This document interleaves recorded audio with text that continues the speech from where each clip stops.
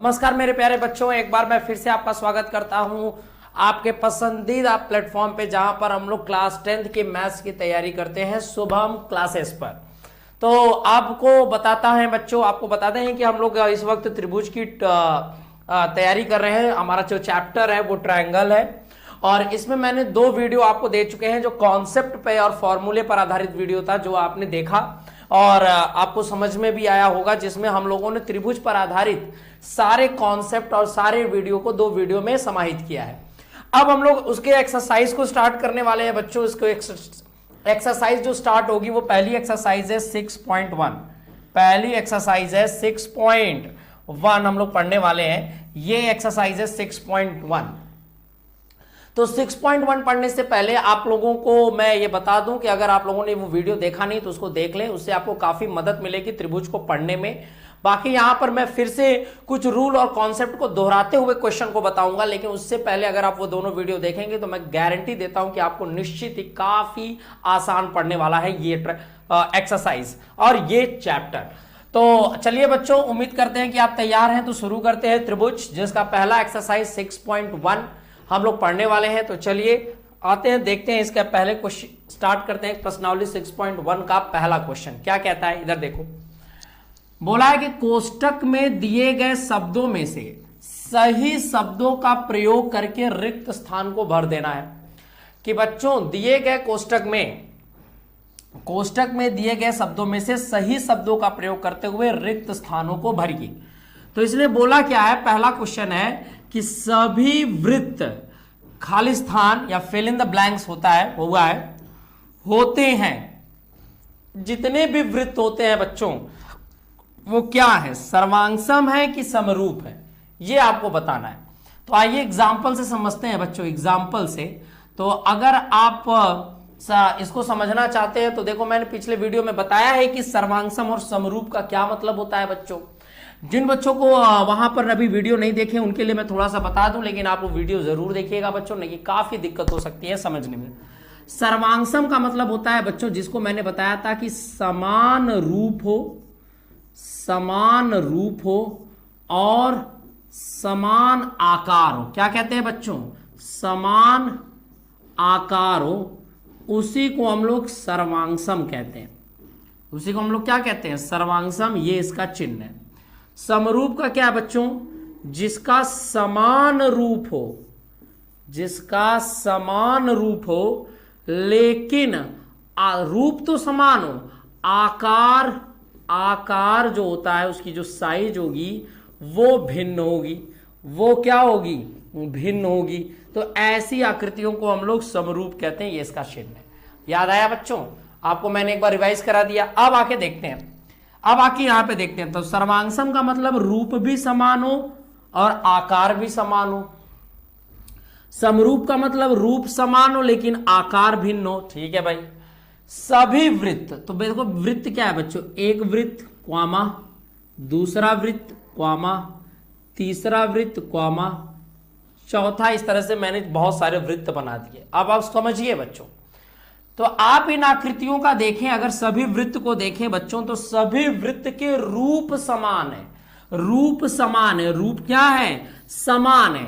रूप समान है यानी दोनों वृत्त है तो वृत्त ही है, दोनों सर्कल है, दोनों का रूप समान है, लेकिन आकार समान नहीं है बच्चों। आप देखिए, इसका आकार छोटा, उससे बड़ा, इस प्रकार वृत्त कई आकार के हो सकते हैं, तो आकार समान नहीं है, तो ये सर्वांगसम नहीं है। आकार भिन्न भिन्न है, तो इसका मतलब ये क्या है, समरूप है बच्चों। क्या है, समरूप है।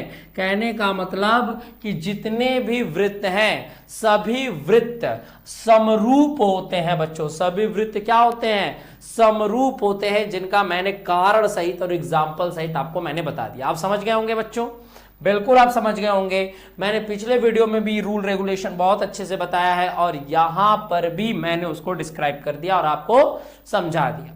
आगे चलते हैं। अगर बच्चों आपको ये समझ में आ गया होगा तो बहुत सिंपल क्वेश्चन है जिसको हम लोगों ने कर लिया। अब आते हैं नेक्स्ट क्वेश्चन पे। आ जाओ बच्चों, फिर वही बात है, कह रहा है कि सभी वर्ग होते हैं। तो समरूप का क्या अर्थ है बच्चों, सर्वांगसम का क्या अर्थ है बच्चों, अभी मैंने आपको बताया। समरूप का मतलब रूप समान होना चाहिए, रूप क्या होना चाहिए बच्चों, समान होना चाहिए, लेकिन आकार क्या होना चाहिए बच्चों, आकार क्या होना चाहिए, भिन्न भिन्न होना चाहिए, आकार भिन्न होना चाहिए भाई, हम लोगों ने यही पढ़ा है। सर्वांगसम में क्या होता है बच्चों, रूप भी समान होने चाहिए, ऐसी दो आकृति जिसका रूप भी समान होना चाहिए और आकार भी क्या होना चाहिए, आकार भी क्या होना चाहिए, समान होना चाहिए, आकार भी क्या होना चाहिए, समान होना चाहिए।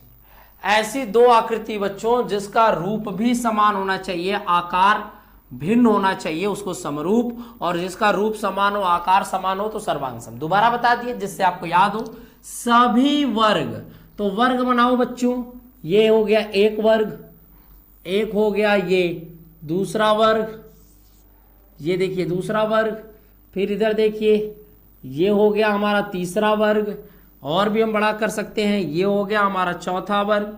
तो इस तरह से देखिए बहुत सारे मैंने वर्ग की आकृति जैसे आपके सामने प्रस्तुत की है, वर्ग की आकृति मैंने सामने आपको लगाने के लगभग प्रयास किया है। तो ये सारे वर्ग का रूप समान है बच्चों, रूप समान है, सारे वर्ग हैं, ये भी क्या है, वर्ग है, ये भी क्या है बच्चों, एक तरह से मान लेते हैं वर्ग है, ये भी क्या है, एक आपका वर्ग की आकृति है, ये भी आपकी क्या है, वर्ग की आकृति है। मतलब रूप तो समान है लेकिन इसका आकार भिन्न है, इसका आकार, सारों का आकार भिन्न भिन्न है। तो सभी वृत्त, वर्ग रूप में समान होते हैं लेकिन आकार भिन्न भिन्न हो सकती है, इसलिए यहां भी क्या होंगे, समरूप होंगे बच्चों, समरूप, क्या होंगे, समरूप। तो यहां पर भी आप भरेंगे समरूप। देख रहे हैं बच्चों कितना अच्छा और कितने आसान तरीके से हम लोग इस सारे एक्सरसाइज को कर रहे हैं। अगर आपने पिछला वीडियो देखा होगा तो निश्चित ही मुझे भरोसा है कि आपको बहुत आसानी से समझ में आ रहा होगा। और अभी भी अगर जो बच्चे पिछला वीडियो नहीं दिखे हैं वो भी अगर जुड़े हुए हैं, वो भी देख रहे हैं, तो मैं यहां नियम को डिस्क्राइब कर रहा हूं, आप यहां से भी समझ सकते हैं। लेकिन और मजबूत करने के लिए और अच्छे से करने के लिए आप रूल और फॉर्मूला और कॉन्सेप्ट का वीडियो अगर देखेंगे तो आपको काफी मदद मिलेगी। आते हैं बच्चों नेक्स्ट क्वेश्चन पे। नेक्स्ट क्वेश्चन पे देखते हैं अगला क्वेश्चन क्या है। सभी त्रिभुज समरूप होते हैं, सभी त्रिभुज कौन से, समद्विबाहु वाले कि समबाहु त्रिभुज, कौन से त्रिभुज समरूप होते हैं। तो समरूप का क्या अर्थ होता है बच्चों, मैंने आपको बताया है कि जिसका रूप समान हो लेकिन आकार भिन्न हो। देखो बच्चों, जिसका रूप समान हो लेकिन आकार क्या हो बच्चों, भिन्न हो, आकार क्या हो, भिन्न हो। इसकी चर्चा हम बार बार कर दे रहे हैं जिससे आपको ये याद रहे, बना रहे कि रूप समान हो लेकिन आकार क्या क्या हो बच्चों, भिन्न हो। अब आ जाते हैं, तो कह रहा है कि एक समद्विबाहु त्रिभुज है और एक समबाहु त्रिभुज है। तो इसमें से समरूप कौन सा है, समद्विबाहु त्रिभुज या समबाहु त्रिभुज। तो इधर आ जाते हैं बच्चों, इधर देखिए समबाहु क्या होता है बच्चों, अगर मैं आपको बताऊं तो समबाहु त्रिभुज का मतलब होती है जिसकी तीनों भुजाएं क्या हो, बड़ी हो, बराबर हो, जिसकी तीनों भुजाएं आपस में क्या हो, बराबर हो, जिसकी तीनों भुजाएं आपस में होती हैं, बराबर होती है। ये देखिए, जिसकी तीनों भुजाएं आपस में क्या है, बराबर। तो ऐसी त्रिभुज जिसकी तीनों भुजाएं आपस में बराबर हो तो वो समबाहु त्रिभुज कहलाते हैं। और समद्विबाहु का मतलब जिसकी दो भुजाएं आपस में बराबर, दो भुजाएं आपस में बराबर हो। तो अगर देखा जाए बच्चों हमें इनको समरूप कैसे करना है, समरूप कैसे करना है, तो समरूप करने की कसौटी है, यहां पर बोला है सभी, इस चीज को ध्यान रखिएगा, सभी। तो सभी देखो, अगर हम लोग बात करें बच्चों समरूप क्या, तो रूप समान और आकार भिन्न होना चाहिए। तो जितने भी समबाहु त्रिभुज बनाओगे बच्चों, जितने भी समबाहु त्रिभुज बनाओगे उनका रूप तो समान होने वाला है, रूप क्या होगा, समान होगा, रूप क्या होगा आपका, समान होगा। और आकार क्या होगा इसका, भिन्न भिन्न होंगे, ये देखो छोटा है, ये बड़ा है, ये बड़ा है। तो यहां समबाहु त्रिभुज ही होगा, यहां का ऑप्शन क्या होगा बच्चों, समबाहु त्रिभुज, समबाहु त्रिभुज। अगर हम चर्चा करें बच्चों कि सर समद्विबाहु त्रिभुज क्यों नहीं होगा, तो समद्विबाहु त्रिभुज का बात यह है बच्चों कि इसमें दो रूप तो समान हो सकते हैं, मतलब रूप, भाई रूप भी ले सकते हो, दो भुजाएं, इसमें दो भुजाएं बराबर हो। अब इधर आ जाओ बच्चों, मान लो कि ये दोनों भुजा बराबर हो, तब तो रूप इनका बदल गया है। इनके एक बार इधर देखते हैं, जिसे मैंने आपको जो बताया कि यहां समबाहु त्रिभुज होगा, इसका रीजन मैंने आपको बता रहे थे कि क्या होगा। तो समबाहु जैसे समरूप लगाने की जो कसौटी होती है बच्चों, वो तीनों कसौटियों से अगर ये हो जाता है तो हो सकता है। देखो कैसे, साइड साइड साइड, दूसरा इसमें लगता है एंगल एंगल एंगल, और तीसरा साइड एंगल साइड की कसौटी से भी हम लोग इसको समरूप कर सकते हैं। तो सभी समबाहु त्रिभुज में ये तीनों कसौटी लग जाएगी, सभी समबाहु त्रिभुज में। लेकिन समद्विबाहु त्रिभुज में ये कसौटियां लगाने पर जरूरी नहीं है कि ये लगे, और जरूरी नहीं है कि ये हो भी सकता है और नहीं भी हो सकता है बच्चों। इसीलिए समद्विबाहु त्रिभुज यहां नहीं होगा, यहां क्या होगा, समबाहु त्रिभुज। कि जितने भी समबाहु त्रिभुज होते हैं वो समरूप होते हैं, क्योंकि उनमें साइड साइड वाली कसौटी भी लग जाती है, एंगल एंगल वाली भी, क्योंकि समबाहु त्रिभुज के कोण कितने होते हैं, 60 60 60, और ये भी तुम्हारा होगा 60 60 60। तो देख रहे हो तीनों कोण बराबर है। तो समबाहु त्रिभुज के जब तीनों कोण बराबर होते हैं तो वो कौन सा त्रिभुज हो, तीनों कोण बराबर हैं, तो ये समरूप हो सकता है। लेकिन समद्विबाहु में भुजाएं हो सकती है बराबर हो, लेकिन ये मान लो 100 डिग्री का हो गया, ये मान लो 110 डिग्री का हो गया बच्चों। तो इस प्रकार क्या हो सकता है कि इसमें कोई भी कसौटी नहीं लगेगी, लग भी सकती है नहीं भी लग सकती। तो इसीलिए सभी समबाहु सभी समद्विबाहु त्रिभुज समरूप नहीं हो सकते। हो सकता है कि कसौटी लग जाए तो हो जाए, लेकिन सभी समद्विबाहु नहीं हो सकते। लेकिन जितने भी समबाहु त्रिभुज हैं वो आपस में समरूप होंगे, वो आपस में क्या होंगे बच्चों, समरूप होंगे। उम्मीद करते हैं आप समझ गए। अगला क्वेश्चन देखते हैं बच्चों, अगला क्वेश्चन देखो। तो भुजाओं की समान संख्या वाले दो बहुभुज समरूप होते हैं यदि उनके संगत कोण बराबर हो। यहां क्या लिखना बच्चा, बराबर। हम लोग पढ़ चुके हैं कि दो चीजें समरूप, दो आकृतियां समरूप तभी होती हैं जब उनके संगत कोण बराबर होते हैं, उनके संगत कोण बराबर होते हैं बच्चों। मैंने वीडियो में बताया हुआ है, मैंने कॉन्सेप्ट वाले वीडियो में बताया हुआ है, यहां भी बोल रहा हूं कि अगर कोई भी दो आकृतियां तब समरूप होती हैं जब उनके संगत कोण क्या होते हैं बच्चों, बराबर होते हैं। तो मेरे बच्चों मैंने आपको क्या बताया कि संगत कोण बराबर होते हैं, संगत कोण बराबर होते हैं। समरूप त्रिभुज या समरूप आकृतियां तभी होंगी जब उनके संगत कोण बराबर होते हैं और उनकी संगत भुजाएं समानुपाती होती हैं बच्चों। भुजाएं क्या होती हैं, समानुपाती होती हैं बच्चों। यहां क्या लिख देना, समानुपाती।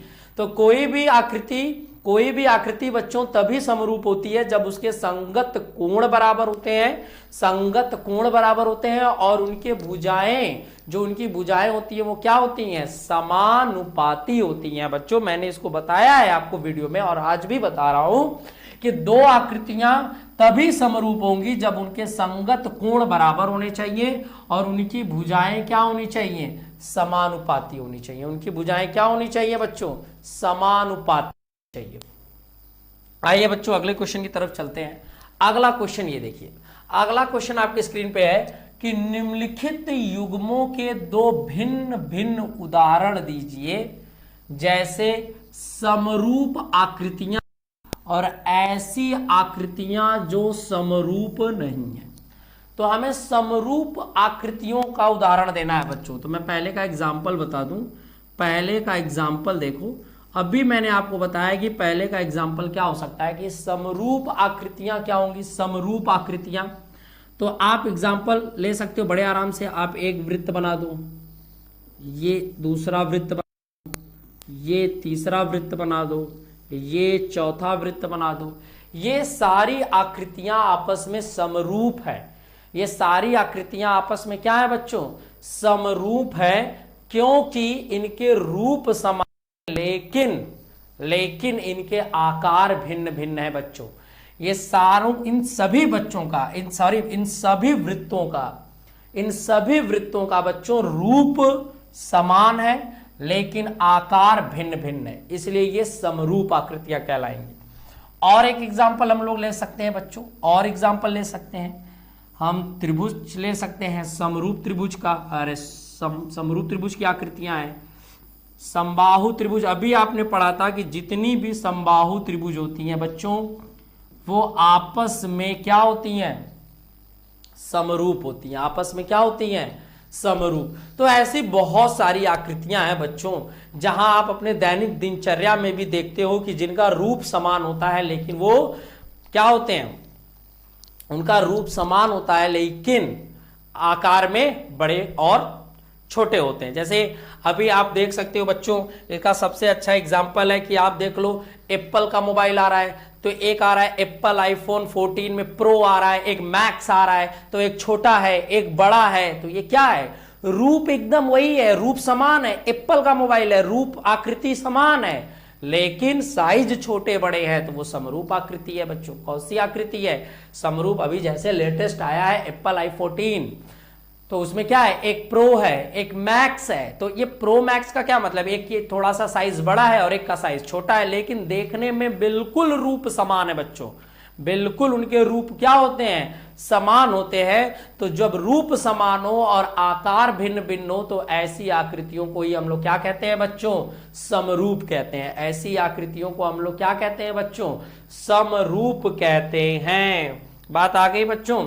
अब बहुत सारे प्रैक्टिकल एग्जाम भी आप प्रैक्टिकल तरीके से भी देख सकते हैं बच्चों, बहुत सारे ऐसे आते हैं। आप बहुत सारी घड़ियां आती है, घड़ी वॉच होता है बच्चों जिनका रूप समान होता है लेकिन आकृति बड़ी छोटी होती रहती है, तो ऐसी आकृतियों को भी हम लोग समरूप कहते हैं। क्लियर हो गया बच्चों, तो आपको ये समझ में आ गया होगा। अब अगर हम लोग चर्चा करें बच्चों, अगर हम लोग इस पे और चर्चा करें तो अब ऐसी आकृति आपको बतानी है, कह रहा है कि ऐसी आकृति बताइए जो समरूप ना हो। समरूप का मतलब तो बच्चों कोई भी आकृति बना दीजिए जो समरूप ही ना हो। जैसे आप एक वृत्त बना दीजिए, एक ट्रायंगल बना दीजिए, ये समरूप ही नहीं है बच्चों, ये समरूप नहीं है। आप समझ रहे हो कि नहीं, कोई भी डिफरेंट डिफरेंट आकृति बना दीजिए, एक स्क्वायर बना दीजिए और एक आप रेक्टेंगल बना दीजिए, ये दोनों आकृतियां समरूप नहीं। बात आ गई समझ में बच्चों। तो समरूप आकृतियों का एग्जाम्पल मैंने आपको बता दिया, प्रैक्टिकली भी बता दिया और उससे भी मैथमेटिकली फिगर से भी बता दिया। समरूप आकृतियां नहीं है बच्चों तो ऐसा तो बहुत एग्जाम्पल आपको देखने को मिलता है। कोई भी दो आकृति ले लीजिए जिनका रूप भी अलग हो और आकार भी अलग हो, तो वो हमारे क्या हो जाएंगे, समरूप आकृतियां नहीं होंगी। बात आ गई समझ में बच्चों। जैसे ये वृत्त है और ये ट्रायंगल, तो ये दोनों आकृतियां एकदम भिन्न भिन्न है, न तो रूप समान है न तो आकार समान है, आकार भी भिन्न है, मतलब रूप ही समान ना हो तो समरूप नहीं। अब आते हैं बच्चों नेक्स्ट, अगला है कि बताइए कि निम्नलिखित चतुर्भुज समरूप है या नहीं। देख लो बच्चों, अब आपके सामने एक एग्जाम इस तरह से एक क्वेश्चन है कि देखकर बताइए कि निम्न आकृतियां जो आपके ऊपर है ये समरूप है या नहीं। तो अभी मैंने आपको बताया था बच्चों समरूप का क्या उदाहरण होता है, समान रूप, समान रूप। और आकार क्या होना चाहिए बच्चों, आकार क्या होना चाहिए, भिन्न भिन्न होना चाहिए। आकार क्या होना चाहिए बच्चों, एकदम भिन्न होना चाहिए। तो आप देख लीजिए, आप देख कर ही बता देंगे बच्चों कि ये जो है, अगर मैं आपके सामने लिखूं, अगर आपके सामने लिखूं बच्चों, तो ये देखिए, ये जो आकृति है ना इसको हम लोग कहते हैं वर्ग। इसको क्या कहते हैं, वर्ग। इसको हम लिखेंगे वर्ग, ये वर्ग है। देखो क्यों, सभी भुजाएं बराबर है, सभी भुजाएं बराबर है और प्रत्येक कोण 90 डिग्री का है। प्रत्येक कोण कितने डिग्री का है, 90 डिग्री का। तो ये वर्ग है। ये कौन सी आकृति है, वर्ग। ये देखो बच्चों, इसमें सारी भुजाएं बराबर है लेकिन कोण क्या बारी में पता नहीं, तो ये समचतुर्भुज है। ये क्या है, समचतुर्भुज है, समचतुर्भुज है। आ जाओ बच्चों, ये क्या है, समचतुर्भुज है। तो अगर हम इनको देखें, क्या इनका रूप समान है बच्चों, क्या इनका रूप समान है, आकार, तो आप कसौटी लगाकर भी देख सकते हैं कि भुजाओं के अनुपात और कोण का बराबर होना चाहिए। पहली चीज तो कोण बराबर होने चाहिए। पहली चीज क्या होनी चाहिए बच्चों? कोण बराबर होने चाहिए। बहुत तरीके से हम बता सकते हैं। इसका कोण दिया नहीं है बच्चों, इसका कोण 90 डिग्री है, तो आप समझ सकते हैं कि कोण बराबर है। कोण बराबर नहीं है अर्थात ये समरूप त्रिभुज, समरूप आकृतियां नहीं है बच्चों। आप ऐसे ही बता सकते हैं कि ये समरूप आकृति नहीं है, ये समरूप आकृति नहीं है बच्चों। देखने पर भी ये अलग अलग तरीके से दिख रहे हैं, देखने पर भी ये क्या लग रहे हैं? अलग अलग तरीके का दिख रहा है, तो ये समरूप आकृति नहीं है बच्चों। तो आपको केवल हाँ या ना में बताना है। तो मैंने कसौटी भी लगा दी कि कोण बराबर ही नहीं है बच्चों, तो ये समरूप आकृति नहीं है, ये समरूप आकृति आपकी नहीं है बच्चों। क्लियर हो गया? क्लियर हो गया कि नहीं बच्चों? ये समरूप आकृति आपकी नहीं है। समरूप आकृति तभी होती है जब उनका रूप समान हो, आकार भिन्न भिन्न हो। तो रूप भी देखा जाए, देखने में ये जैसे कहा जाए तो ये चतुर्भुज ही है। चार भुजाओं से घिरी बंद आकृति, चार भुजाओं से घिरी बंद आकृति को चतुर्भुज कहते हैं। लेकिन इस चतुर्भुज का रूप थोड़ा अलग है, इस चतुर्भुज का रूप अलग है। तो ये हमारा क्या हो गया भाई? सीधी बात, रूप ही अलग है। दूसरा चीज अगर आप उससे नहीं पकड़ पा रहे हो बच्चों, तो मैंने क्या तरीका बताया, कसौटी देख लो। तो यहां पर कोण बराबर होने चाहिए, लेकिन इनके कोण भी बराबर नहीं है, तो ये आकृति समरूप नहीं है, ये आकृति समरूप नहीं है बच्चों। अब आगे देखा जाए बच्चों, तो ये आकृति समरूप नहीं है बच्चों, ये आकृति आपकी समरूप नहीं है। तो आज आपने क्या क्या देखा बच्चों, एक बार फटाक से देख लीजिए। आज 6.1 की पहली एक्सरसाइज हम लोगों ने पूरी कर दी। पहली एक्सरसाइज में मैंने आपको ये सब करा दिया। बहुत सिंपल एक्सरसाइज थी बच्चों कि 6.1 की पहली एक्सरसाइज में आपने क्या पढ़ लिया? पहली आकृति मैंने आपको बता दी कि समरूप, पहले में समरूप भरेंगे बच्चों। सभी वृत्त समरूप होते हैं, आपको पता ही है। सभी वर्ग भी समरूप होते हैं, मैंने ये भी आपको बता दिया कि सभी वर्ग भी आपस में क्या होते हैं? समरूप होते हैं। फिर देखें, सभी समबाहु त्रिभुज समरूप होते हैं। समद्विबाहु नहीं, समबाहु त्रिभुज समरूप होते हैं बच्चों। और भुजाओं की समान संख्या वाले दो बहुभुज समरूप होते हैं अगर उनके संगत कोण बराबर हो और उनकी भुजाएं क्या हो? समानुपाती हो। फिर मैंने चर्चा किया कि कुछ समरूप आकृतियों और समरूप नहीं आकृतियों। समरूप कौन होता है? वृत्त बना दो बच्चों, इस तरह से सारे वृत्त बना दो, तो ये सारे समरूप है और ये समरूप आकृतियां नहीं है। लास्ट में मैंने बताया कि ये आकृति भी समरूप नहीं है। किस कारण? तो आप कसौटी लगा लीजिएगा, इनके कोण आपस में बराबर नहीं है, इसीलिए ये आकृति समरूप नहीं है। तो यहां पर आपने देखा बच्चों की जो पहली प्रश्नावली थी 6.1, इसमें केवल समरूपता और सर्वांग समता पर बेसिक कॉन्सेप्ट था जो मैंने आपको स्क्रीन पे कराया। अगर आपने दोनों वीडियो, मेरा पुराना वाला वीडियो इस चैप्टर का देखा होगा, तो मुझे नहीं लगता है कि इसमें किसी प्रकार की कोई समस्या हुई होगी। आप बड़े आसानी से समरूप और सर्वांग समता को समझ सकते हैं। अब हम लोग बच्चों अगली एक्सरसाइज 6.2 स्टार्ट करेंगे, तो आप लोग फटाफट देखते रहिएगा कि वीडियो समझ में आ रहा है, क्वेश्चन समझ में आ रहा है कि नहीं, ये बताते चलिएगा, लाइक शेयर करते रहिएगा, इससे आइडिया लगते रहे। तो आप पहले वो कॉन्सेप्ट और फॉर्मूला वाला वीडियो को बहुत अच्छे से देखकर नोट्स बना लीजिएगा बच्चों। मैंने उसमें सारी प्रॉपर्टी इस ट्रायंगल की बता रखी है पहले से, तो आपको वो देखने पर समझ में आएगा कि क्वेश्चन में सर कौन सी प्रॉपर्टी लगा रहे हैं। क्वेश्चन बताते समय मैं रूल को थोड़ा बहुत दोबारा एक्सप्लेन करूंगा, लेकिन अगर आपने वो वीडियो वहां देखा रहेगा तो इसे समझने में और दोबारा रूल बताऊंगा तो रिवीजन करने में आसानी होगी। क्लियर है बच्चों? तो आप इस तरह से देख रहे हैं कि आज हम लोगों ने ट्रायंगल की एक एक्सरसाइज 6.1 एक्सरसाइज हम लोगों ने फिनिश कर दी। इसके सारे क्वेश्चन मैंने A to Z आपको करा दिए हैं। अब हम लोग स्टार्ट करने वाले हैं अगली एक्सरसाइज, लेकिन वो अगले वीडियो में होगी बच्चों। अगले वीडियो में हम लोग आपके साथ मिलेंगे, तो अगली एक्सरसाइज 6.2 लेकर मिलेंगे। तब तक के लिए बच्चों बाय बाय और तैयारी करते रहिए। Best of luck.